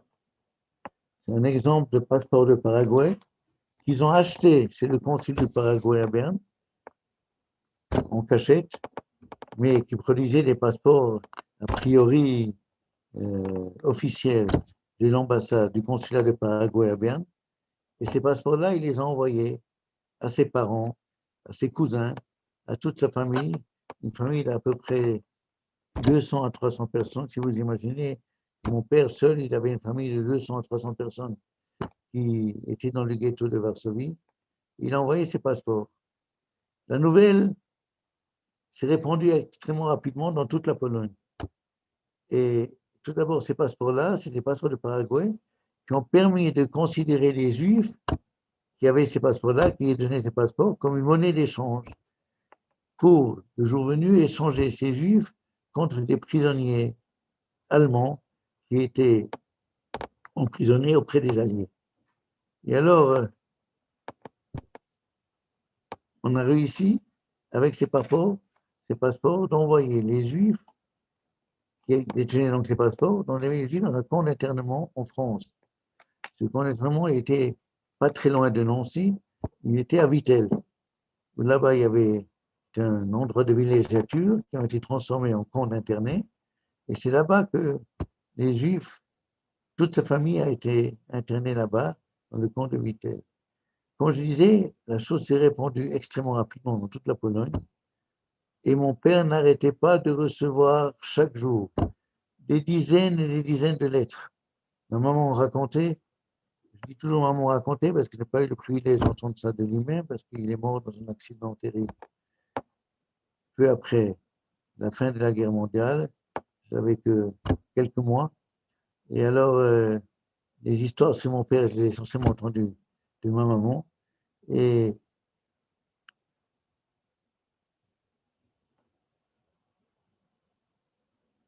ces gens-là demandaient qu'on leur envoie également des passeports pour échapper au camp de concentration. Et toutes ces lettres-là, c'est extrêmement intéressant, ce sont des véritables trésors. Et finalement, ma maman a remis tous ces trésors-là à Yad Vashem. Et un des présidents de Yad Vashem nous a dit que c'était peut-être le plus important, une des plus importantes archives que le Yad Vashem n'a jamais reçues comme en tant qu'archive privée. C'est vraiment des centaines et des milliers de lettres de gens qui ont donné leur dernier message. Et alors, ils essayaient de faire savoir leur nom, d'envoyer des photos pour qu'on leur fabrique un passeport grâce à cela. Et alors, tout était en langage codé. L'anniversaire, j'écris parce que c'est l'anniversaire de ma maman aujourd'hui. Et comme ça, ils pouvaient écrire la date d'anniversaire, etc. Et alors, mon père, ma maman disait toujours, mon père, lorsqu'il voyait, il entrevoyait un moyen quelconque pour aider, il mettait tout en place et tout en œuvre pour intervenir. Mais s'il ne voyait pas de moyen d'intervenir, alors tout de suite, il écrivait une lettre en retour. Je m'excuse, mais je ne puis pas intervenir pour toi. Il ne voulait pas que ces gens s'accrochent à cet espoir que peut-être qu'ils vont être sauvés par lui et ils vont s'accrocher à cet espoir en abandonnant toute autre tentative de survie. Et comme ça est venue cette énorme correspondance où une grande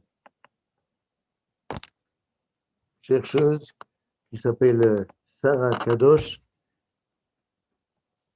qui a travaillé à Yad Vashem, a travaillé au Joint, a écrit un livre tant en hybride qu'en anglais. Le livre en anglais vient de paraître à Yad Vashem. We think you as an angel. On te considère comme un ange. C'est une des lettres qui a été envoyée à mon père.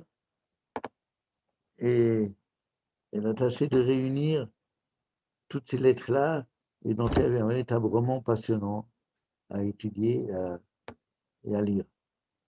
Et ainsi, comme ça, les années se sont écoulées, je dis bien les années de la guerre, et mon père donc avait tout mis en œuvre pour essayer de sauver ce dernier rescapé de Vittel, sa famille de 300 personnes.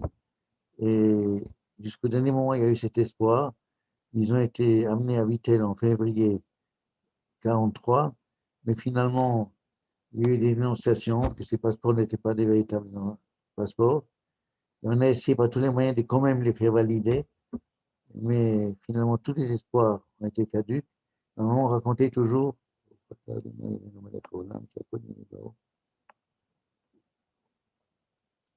épisode terrible où il a téléphoné au président de la Croix-Rouge internationale, M. Burkhardt,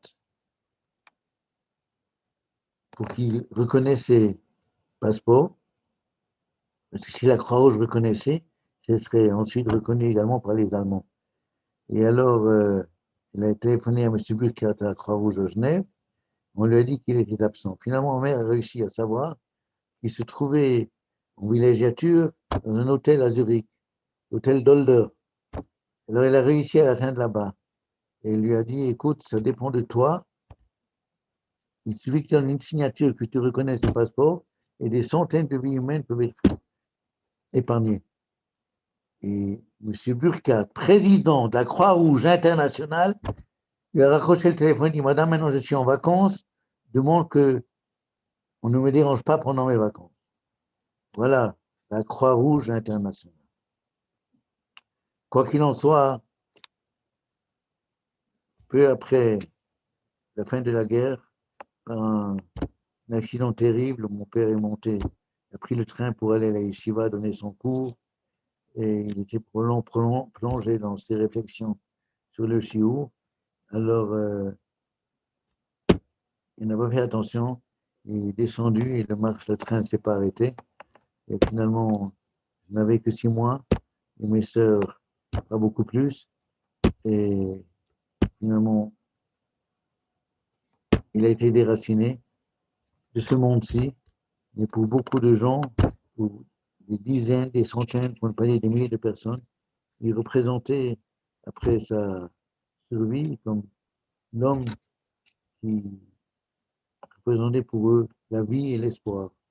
Et c'était pour eux, pour beaucoup d'entre eux, j'ai eu beaucoup de témoignages dessus, que c'était comme une espèce de deuxième Shoah en entendant la nouvelle qui concernait sa disparition. Je voudrais terminer par une petite histoire. J'ai donné un cours à une Achnasat Sefer Torah à Chol Hamoed de Sukkot il y a quelques années en arrière. La famille Korn avait fait une Achnasat Sefer Torah. Et on m'a demandé de parler. Et juste après mon discours, s'approche de moi un juif, d'un certain âge, il me dit, on a dit que tu t'appelais Weingart. Est-ce que par hasard, tu es lié à Shaul Weingart de Montreux? Il dit, oui, je suis son fils. Et alors j'ai vu qu'il a pris toutes les couleurs, son visage. Toutes les couleurs de l'arc-en-ciel, vous pouvez le reconnaître sur son visage. Il me dit, je vais te raconter une histoire que j'ai eue avec ton père en 1945, avant la fin de la guerre. J'ai tout à coup eu la nouvelle que mes parents se trouvaient à Lyon. J'ai décidé de quitter la yeshiva et d'essayer de les retrouver. Et qui c'est qui m'a accompagné à la gare? C'était ton père. Il m'a accompagné à la gare. Et au moment où le train est arrivé, ton papa m'a dit, je demande une chose, une seule chose. N'oublie jamais que tu as été une fois un Bachur Yeshiva. Il me dit, tu ne peux pas t'imaginer toutes les épreuves à travers toutes les épreuves que j'ai traversées dans ma vie. Et ce sont ces mots de ton papa qui m'ont soutenu jusqu'au bout. Une semaine après, avec ça je terminerai, il y avait le brit de mon petit-fils. Et Raz Hashem aussi demain matin, on a un petit-fils qui va faire son brit à Neve Yaakov. Et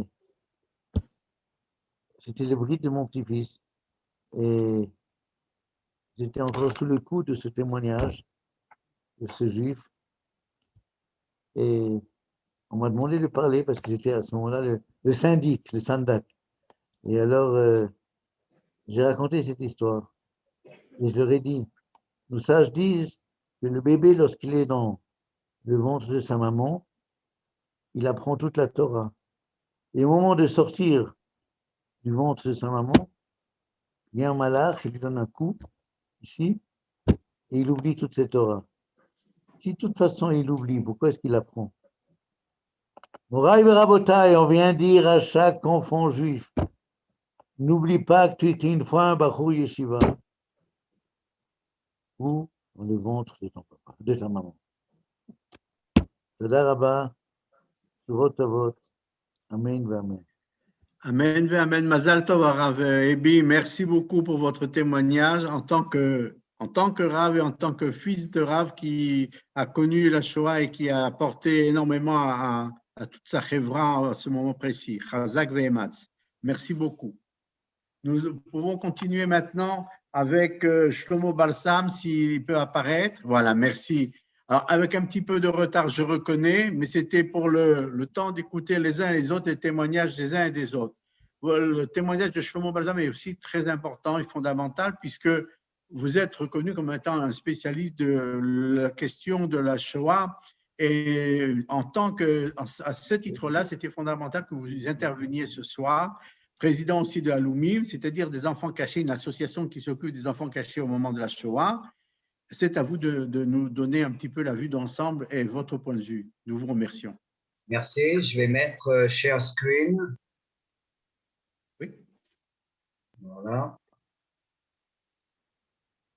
Alors, je vais parler des enfants cachés, notamment de l'association Alumim, Les enfants cachés sont des enfants qui étaient cachés pendant la guerre en France, qui venaient d'Allemagne, des familles qui ont fui d'Allemagne, de Hollande, de Belgique et bien sûr de France. Et les parents ont été déportés et ces enfants ont été cachés notamment chez des juges parmi les nations. Et ils se sont organisés qu'en 1993. Alors, quand je leur ai demandé pourquoi seulement en 1993, ils m'ont dit, mais Shlomo, nous, on n'était rien, on était comme des paquets qu'on cache à droite, à gauche. Il y avait ceux qui se sont battus, il y avait les résistants, il y avait ceux qui sortaient des camps. Mais nous, on n'était rien, les enfants cachés. Et ce n'est qu'en 1993 qu'a été fondée à Alumim par la rabbinite Avichail, Madame Avichail, qui a fondé l'association Alumim des enfants cachés en France pendant la Shoah. C'est une association israélienne. Et je sais qu'une des phrases que les enfants cachés disaient, c'est « Pour moi, la guerre a commencé en 1945 ». Je dis « Mais c'est pas possible cette phrase, comment c'est possible ?» Il dit « Oui, parce que j'étais caché chez des paysans français, des juges Premières Nations, je jouais, on m'a dit que c'était les grandes vacances et que papa et maman vont rentrer. Et à la fin de la guerre, en 1945, tout d'un coup, j'ai découvert qu'il n'y avait plus personne, plus rien. Et il y en a même… Jusqu'aujourd'hui, il y a une dame de Haïfa qui m'a demandé « Shlomo, tu peux me dire qui je suis ?» Elle avait été laissée sur le quai dans un panier en tant que bébé par ses parents déportés. Et j'ai, comme en 1990, Serge Klarsfeld a fait ouvrir les archives de la police française, j'ai pu lui donner également qui étaient ses parents. Elle ignorait qui étaient ses parents.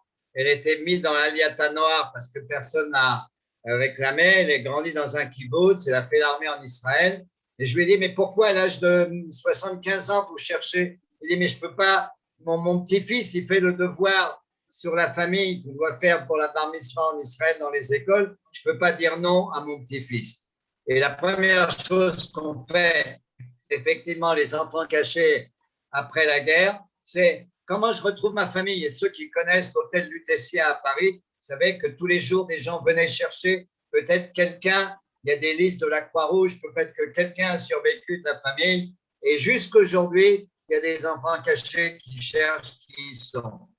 Une des enfants cachés les plus connus était Ariela Palach de notre association Alumim. Elle a écrit un livre qui s'appelle « Je t'aime, ma fille, je t'abandonne ». Pour la sauver, en 1942, ses parents courent à l'assistance publique pour l'abandonner.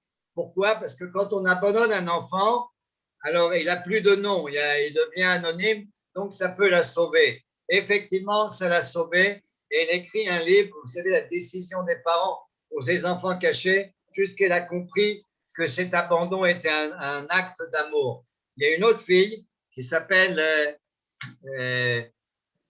Jedinak, Rachel Jedinak. Elle, pour la première fois de sa vie, elle a reçu une gifle de sa maman. Ils étaient enfermés là, à Belleville, dans un truc qui s'appelle la Bellevilloise. C'était un sous-camp du Veldiv et de Drancy. Et on a mis des Juifs. Et la mère a dit à sa petite fille qui avait à peu près 7 ans, va-t'en. La fille ne veut pas, elle reste collée à sa maman. Et qu'est-ce que fait la mère? Elle lui donne une gifle terrible. Comment réagit un enfant quand il est puni sans raison? Il est brogueuse, il est en colère. Elle s'enfuit, ça l'a sauvée. Et pendant longtemps, elle n'a pas compris que ce geste terrible qu'elle lui a fait sa maman était en fait le plus grand geste d'amour. Et ça, c'est des histoires d'enfants cachés. Son père, d'ailleurs, avait été arrêté. Son père était militaire français. Ça n'a pas empêché d'être déporté. Et en plus, la raison pour laquelle il a été arrêté au camp de Baudelaire-Hollande, c'est marqué, vous connaissez ça d'entre vous, en surnombre dans l'économie nationale. le motif d'arrestation d'un juif au camp de Bonne-la-Rolande était gardé uniquement par des Français. Maintenant, cette petite fille, finalement, a été sauvée par une Chassina Tumot Haolam, une juste parmi les nations, André Pasquier. Et une des maladies des enfants cachés, c'est de dire merci. On était des enfants gentils. Et jusqu'aujourd'hui, il y a des gens qui recherchent quels sont les justes qui les ont sauvés alors qu'ils étaient petits. Ils avaient 3 ans, 4 ans, 5 ans. Des fois, ils ne se rappellent pas. Et il y en a qui ont mis 60 ans à retrouver leur famille. Une des filles d'enfants cachés, Fanny Benami, elle habite à Cholon aujourd'hui, chez Thier Chaim Aroukim. Je la connais très très bien, elle fait partie du Haloumim. Elle allumait même une des bougies le jour de l'indépendance de l'État d'Israël. Alors, elle avait 12 ans quand ses parents étaient arrêtés. On la prend avec d'autres enfants pour passer en Suisse. On a parlé de la Suisse, mais seulement le passeur disparaît. Il a été arrêté. Elle est toute seule avec une dizaine d'enfants. Elle a 12 ans et elle devient la petite commandante. Et c'est elle seule qui va prendre sur elle de faire passer tous les enfants en Suisse.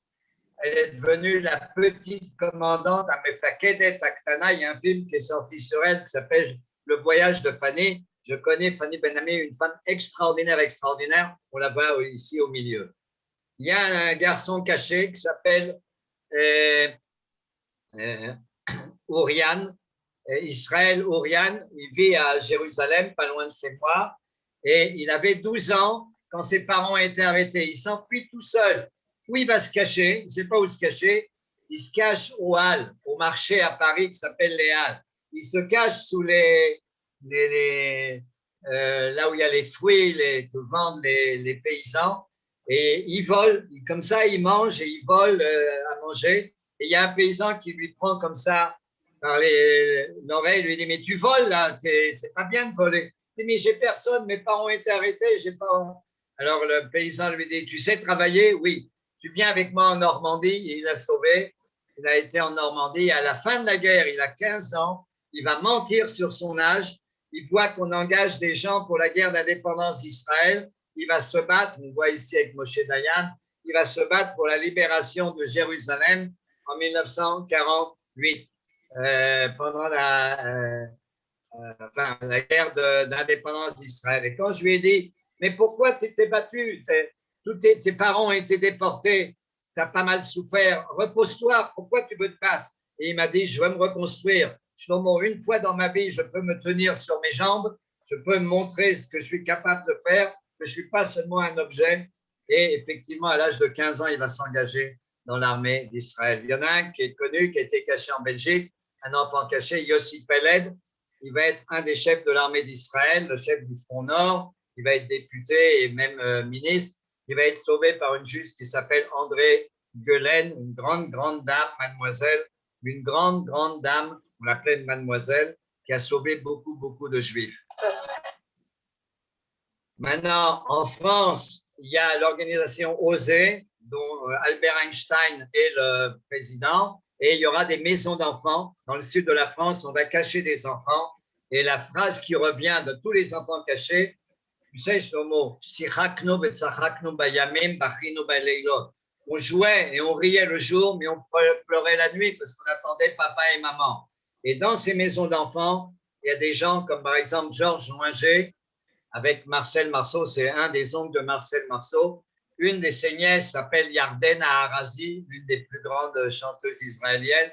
Georges Loinger, qui était lié à l'OSE, a sauvé beaucoup, beaucoup d'enfants. Il a fait, lui, passer beaucoup d'enfants en Suisse. Et comme il y avait les maisons de l'OSE, il y avait une base, on peut les mettre, mais à un moment, quand les Allemands occupent la zone sud, il faut disperser tous les enfants.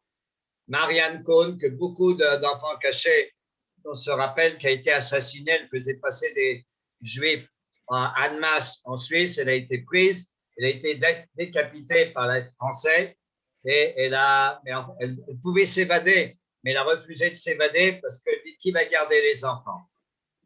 André Salomon, Louise Roger, une juge parmi les nations qui a sauvé Ehud Lev, un petit garçon très mignon. Et elle savait ni lire ni écrire. Et quand elle a reçu la médaille des Justes posthume, son petit-fils a dit, ma grand-mère n'avait rien, elle avait seulement une chose, un cœur. Elle savait ni lire ni écrire. C'était une brave paysanne qui avait quelques moutons, quelques vaches, pas grand-chose. Il n'y avait pas d'eau, il y avait un puits, mais elle avait une chose, un cœur. Elle a sauvé Oudlev, qui a travaillé longtemps au musée d'Israël comme un des grands spécialistes, qui a été sauvé par exemple, là, il y a une dame qui s'appelle Gabrielle Hochman. Elle a mis 70 ans à retrouver celle qui l'a sauvée. Elle avait 1 an. Elle était cachée dans un couvent et elle a été sauvée. Elle est revenue elle a été mise dans un groupe qui est en Israël. Elle est donc en Israël. Et toute sa vie, elle a cherché qui l'a sauvée. Elle a retrouvé la bonne sœur qui l'a sauvée et elle a eu la médaille des Justes. C'est important d'être un bon enfant caché. Il y a beaucoup d'histoires d'enfants cachés. Et là, c'est une histoire, la dernière histoire que je voudrais raconter. Vous savez que beaucoup d'enfants cachés ont eu un complexe. Quand je demande aujourd'hui à quelqu'un dans le Negev, dans un kibbutz du Negev, un jour, je devais remplir pour lui des papiers officiels. Je lui dis, comment tu t'appelles? Et il m'a dit, quel nom je dois dire, Shlomo? Quel nom je dois dire? Ben, ton nom. Mais lequel? Et après, j'ai compris que quand il avait 4 ans, on lui disait, tu t'appelles pas Moïse, tu t'appelles Christian. Et jusqu'aujourd'hui, il y a des gens qui ne connaissent pas exactement leur identité, qui ont toujours peur de dire quel nom je dois dire, quel nom je dois dire. Et l'histoire la plus émouvante que je connaisse, c'est cet homme que vous voyez là, Romuald Baskinel. Il est polonais. Il avait 3 mois. Sa maman quitte le ghetto d'une petite contrée en Pologne qui s'appelle Waszkinie et elle court vite parce qu'il y a des bruits qui courent, qu'il va y avoir une descente de la Gestapo. Elle va donner le bébé à une famille chrétienne. S'il vous plaît, sauvez mon bébé.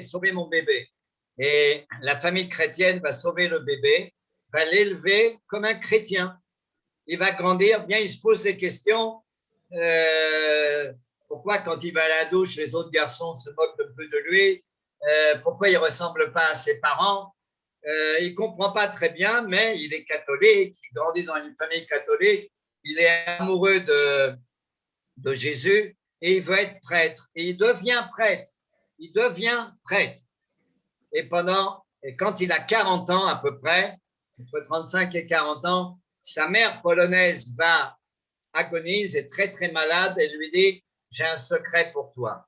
J'ai un secret, je t'ai jamais dit, en fait, tu es juif. Il ne savait pas du tout qu'il était juif, il comprenait quelque chose qui cloche, mais il est prêtre depuis à peu près 15-20 ans. Il est même grandi dans les échelons de l'Église et on lui dit, bah, tu es juif. Il ne sait pas quoi faire, tout son monde s'écroule. Il était vraiment un grand prêtre dans l'Église catholique. Quelqu'un lui dit, mais va en Israël. En Israël, il y a beaucoup de juifs comme toi. Si tu es juif, peut-être que tu as de la famille. Il vient en Israël, il est encore avec son truc de prêtre. Et moi, je l'ai connu parce comme il parle toutes les langues, il a commencé à travailler aux archives de Yad Vashem. Et au début, il me disait, mais Shlomo, je peux continuer, mais Jésus, d'accord, parce qu'il était aussi juif, Jésus. Il était coincé entre 2 mondes. Il a été curé.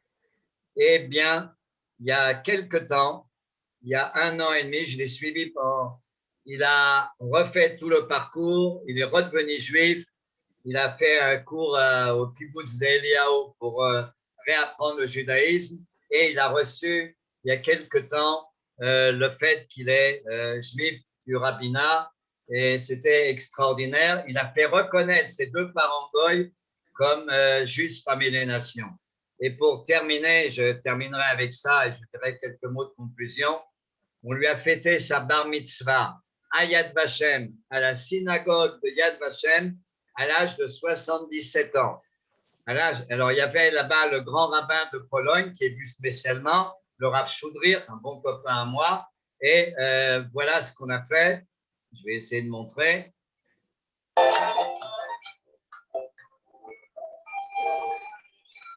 On me voit à côté de lui.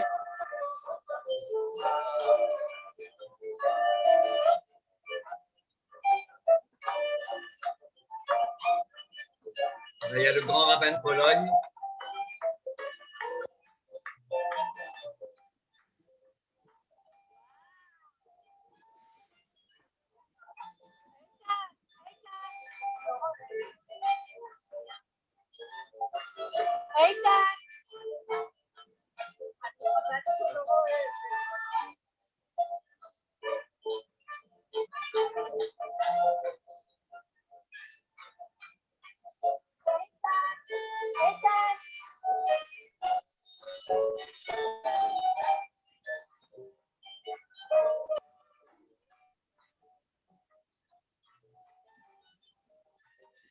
Le premier à droite, c'est le grand rabbin de Pologne.